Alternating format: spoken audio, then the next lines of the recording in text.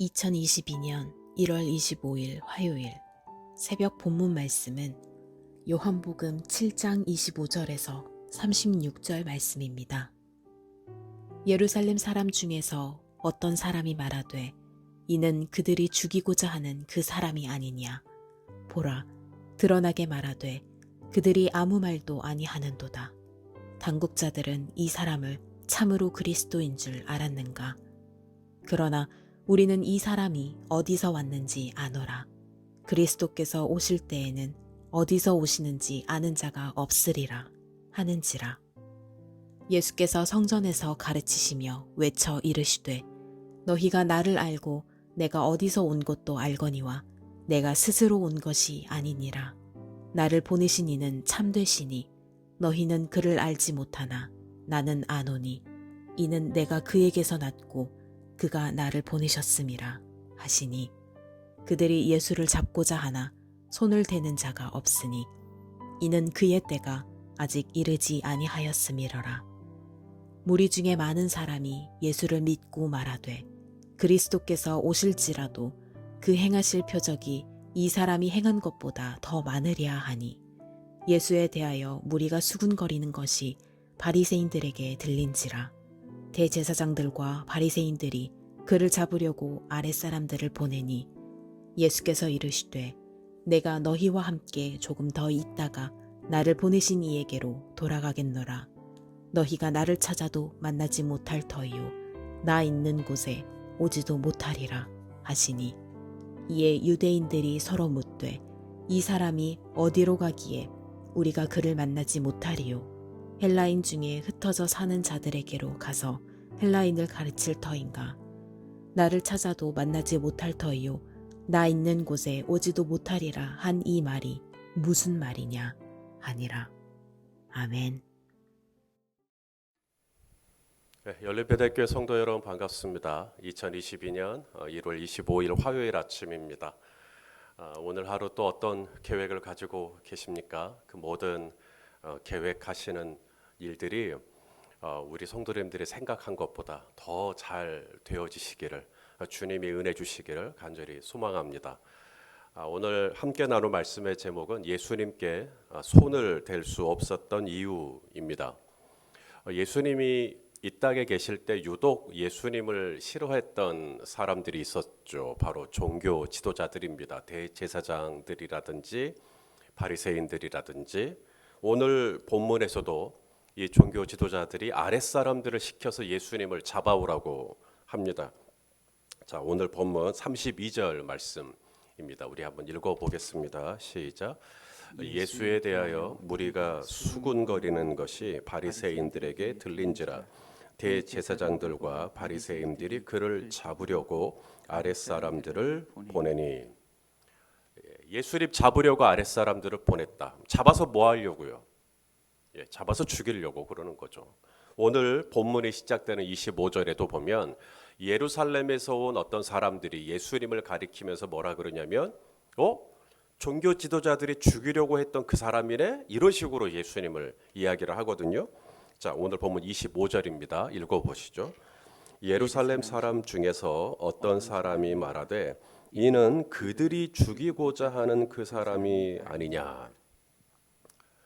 예수님을 죽이고자 안달이 나 있는 종교 지도자들. 도대체 왜 대제사장들이나 바리새인들이나 왜 이렇게 예수님을 죽이고 싶어 하는 걸까요?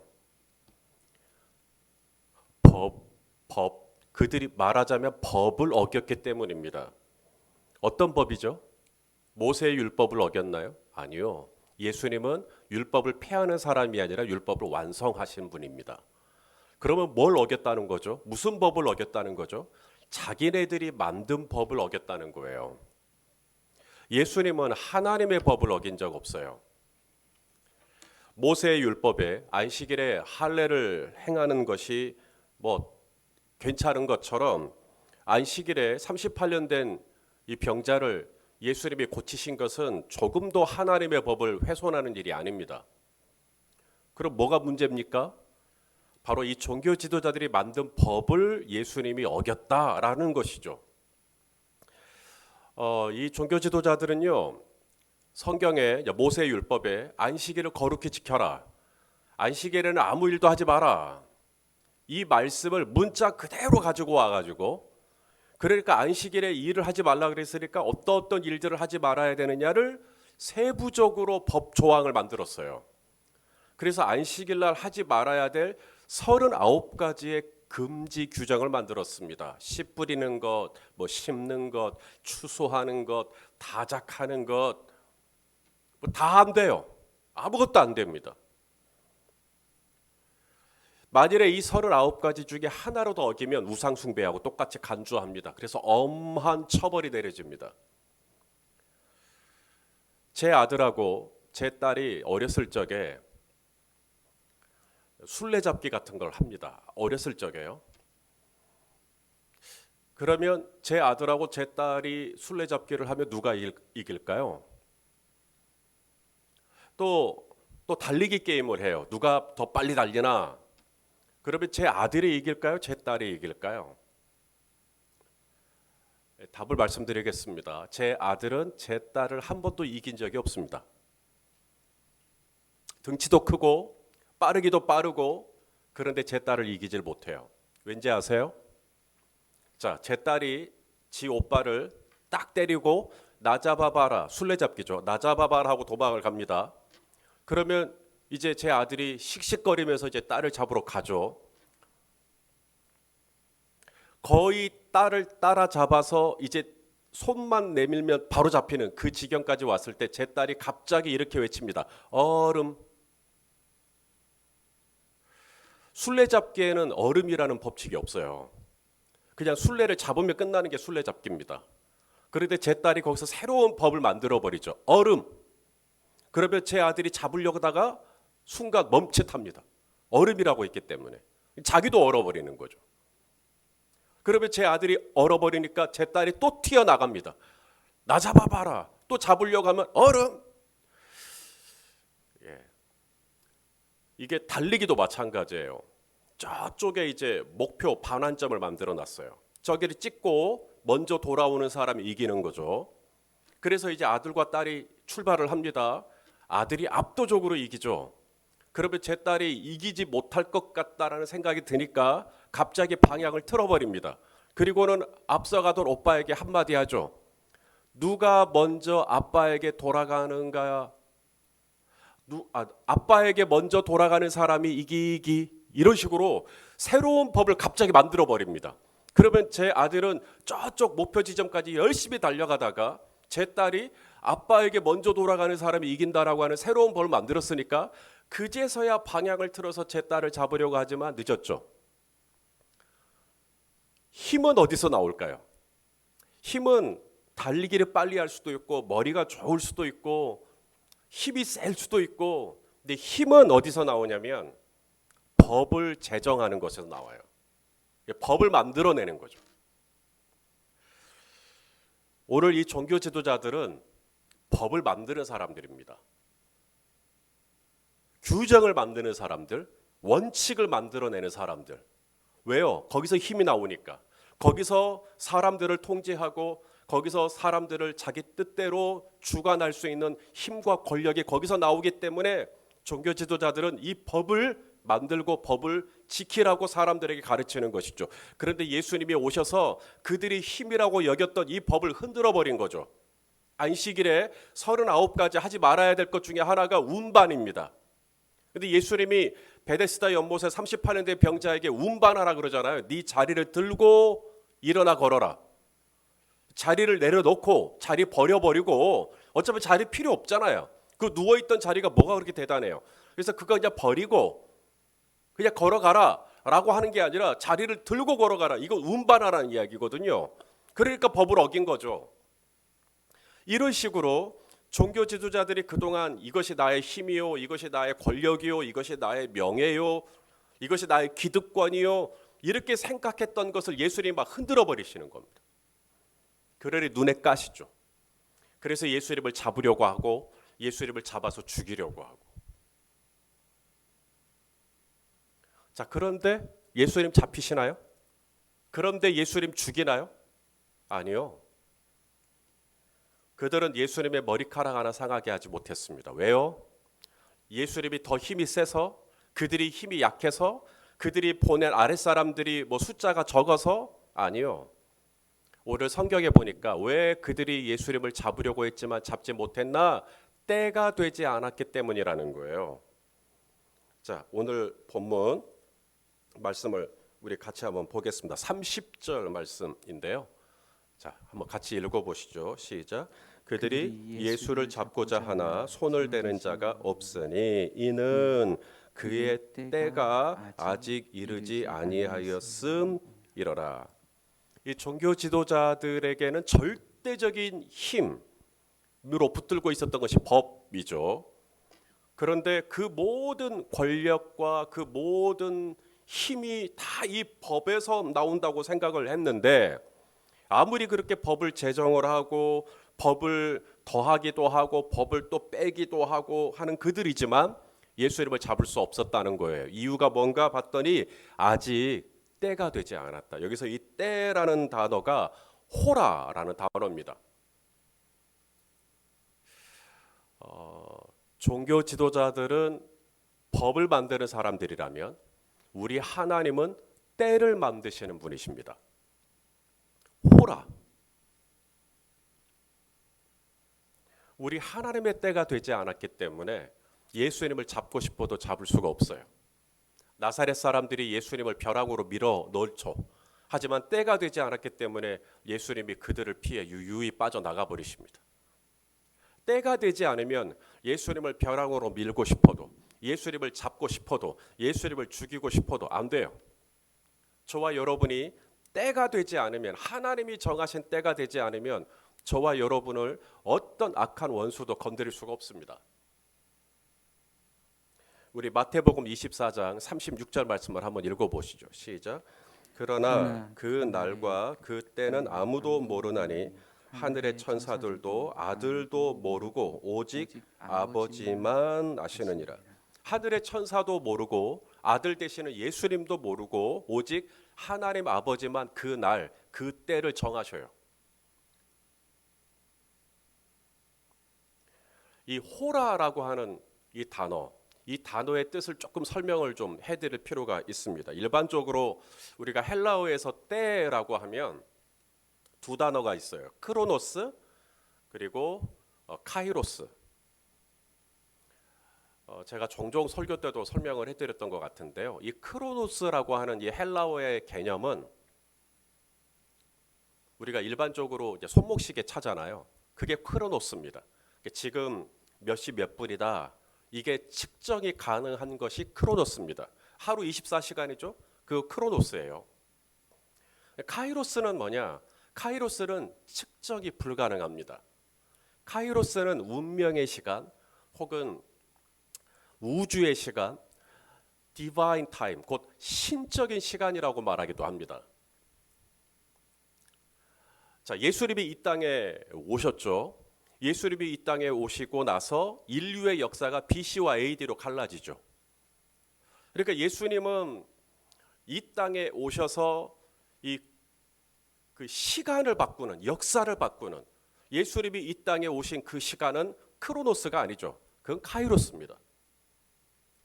예수님이 십자가에 못 박혀 돌아가시죠. 그리고 사흘 만에 죽은 자 가운데서 부활하시죠. 그것도 크로노스가 아닙니다. 역시나 카이로스죠. 하나님의 시간, 우주적인 시간, 역사적인 시간.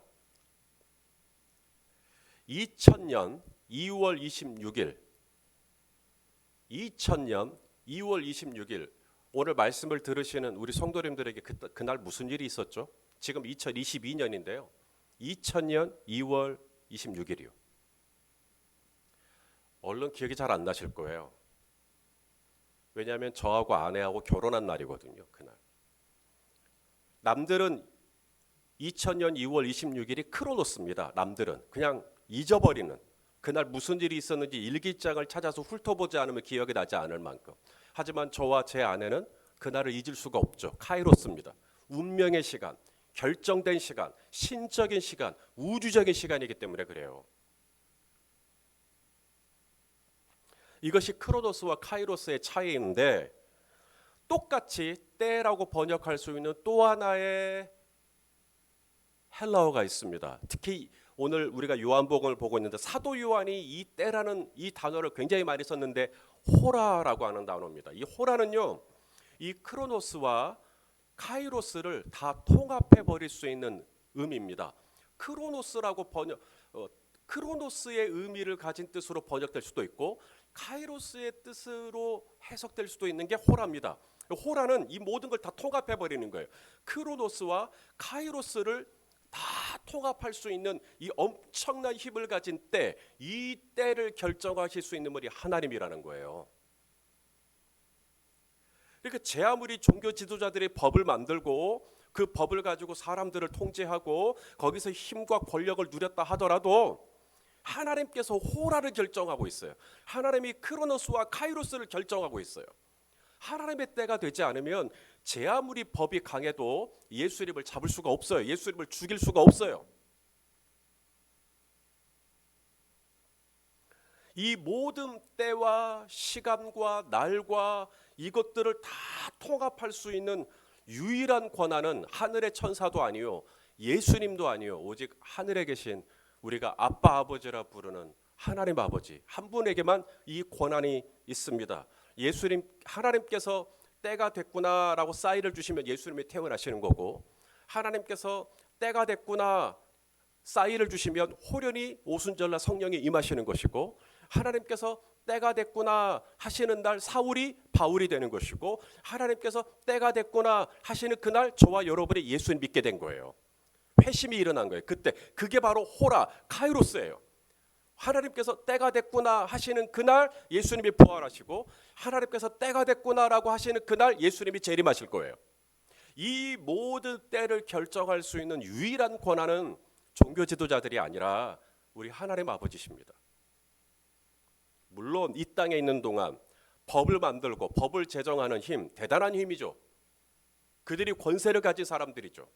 하지만 그들이 아무리 법을 제정할 수 있는 힘과 권력을 가지고 있다 손 치더라도 저와 여러분은 때를 결정할 수 있는 하나님을 아빠 아버지라 부르는 자녀들이라는 거예요. 그러니 기껏해야 법을 가지고 나를 옥죄할 수 있고 법을 가지고 나를 통제할 수 있는 사람 두려워하지 말고, 이 때와 기한과 나를 결정하실 수 있는 보이지 않지만 이 모든 때를 결정하실 수 있는 하나님을 두려워해야죠. 하나님이 원하시면 해와 달을 멈춰버리십니다. 때를 멈춰버리세요. 하나님이 원하시면 해 그림자를 때를 뒤로 15도 물러나게 해버리십니다. 하나님이 원하시면 히스기야 이 때를 15년 연장시켜 버리십니다. 이 모든 권한은 하나님께 와요. 그러므로 살아가시는 성도 여러분, 오늘 이 하루도 정말 보이지 않지만 나를 위하여 모든 날을 정하시고 나를 위하여 모든 때를 정하시고 나의 삶과 함께 하시는 우리 하나님을 경외하고 그 하나님을 앞에 모시고 그 하나님을 우편에 모시고 그 하나님과 친밀하게 동행하는 하루가 되시기를 바랍니다. 하나님께서 저와 여러분을 위한 모든 날과 때를 정하시고 그 정확하게 그것이 이루어져야 할 그 타이밍에, 우리의 기도가 응답되어야 할 그 타이밍에 우리 하나님이 신실하게 응답하실 것이니 우리 하나님만 바라보고 우리 하나님 찬양하는 오늘 하루 되시기를 예수님의 이름으로 축원합니다. 기도하겠습니다. 존귀하신 아버지 하나님, 우리의 날과 때와 시간을 창조하시고 연장시켜 주실 수 있는 하나님, 오늘도 우리에게 새 날을 또 새로운 시간을 허락하여 주신 것 감사합니다. 사람을 두려워하는 자는 올무에 걸리거니와 하나님을 두려워하는 자에게 그 자유가 있다고 말씀하신 주님, 오늘 그 하나님을 경외하고 하나님을 앞에 모시고 살아가는 하루가 되도록 우리의 걸음걸음을 인도해 주옵소서. 예수님의 이름으로 기도하옵나이다. 아멘.